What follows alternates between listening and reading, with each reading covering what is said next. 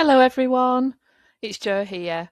I just wanted to take a few minutes today because it's the 22nd of April, and that marks 1 year since I started as Chief Executive Officer for Community Pharmacy South Yorkshire.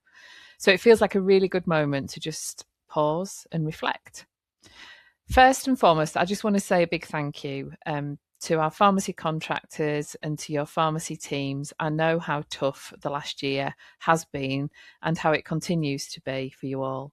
I've really appreciated your openness, honesty, and engagement that I've had from so many of you since I joined the organisation. So, looking back over the year, there are a few things that really stand out. One is just how different the day to day reality can be across our pharmacies in South Yorkshire. So, the pressures might be shared by you all, but how they land in each pharmacy can look very different. And that's something I've become much more aware of as I've listened to you.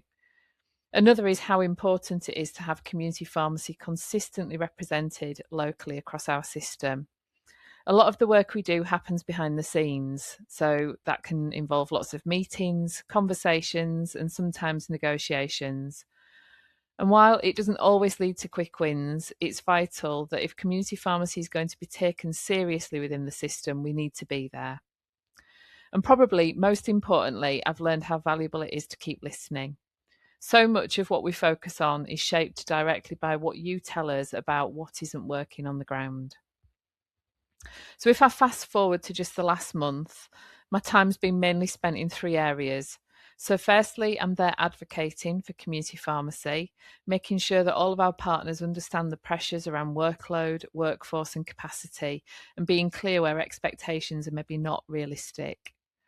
Secondly, I've been challenging some of the additional local asks wherever we can. National pressures are already really high, and part of our role is to question whether any extra requests genuinely add value or simply add strain.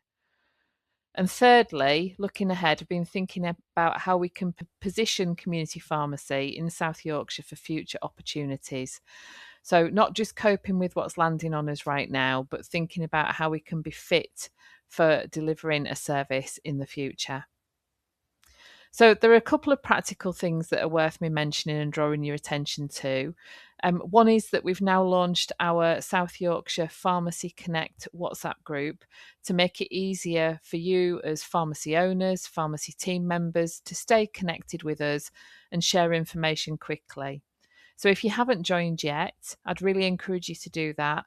And we'll shortly be sharing details also of how we're making a change to how local services are paid.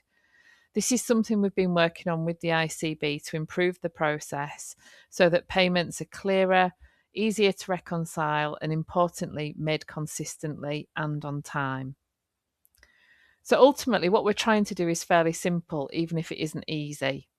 It's to make sure that your voices are heard, to reduce unnecessary pressure wherever possible, and to ensure that community pharmacy is recognised as a vital part of the local health system. So, in other words, supporting pharmacies and building healthier communities. But we can't fix everything, and I think it's important to be honest about that. But what we can do is make sure that decisions are informed by the reality of running a pharmacy day to day. So, as I move into my second year as CEO, my priorities are really about continuity. So, continuing to build strong relationships, continuing to support pharmacy contractors in practical ways, and continuing to be open and realistic about the challenges that we face together. So I'm going to finish by saying thank you again for the work that you do every day and for continuing to engage with us. Please do keep sharing your views, experiences, those stories. They do genuinely shape the work that we do on your behalf. I'm really proud to be doing this role and I'm looking forward to the year ahead. I'll keep sharing these updates each month so you can see what's happening in the rooms that you're not in. Thanks for listening.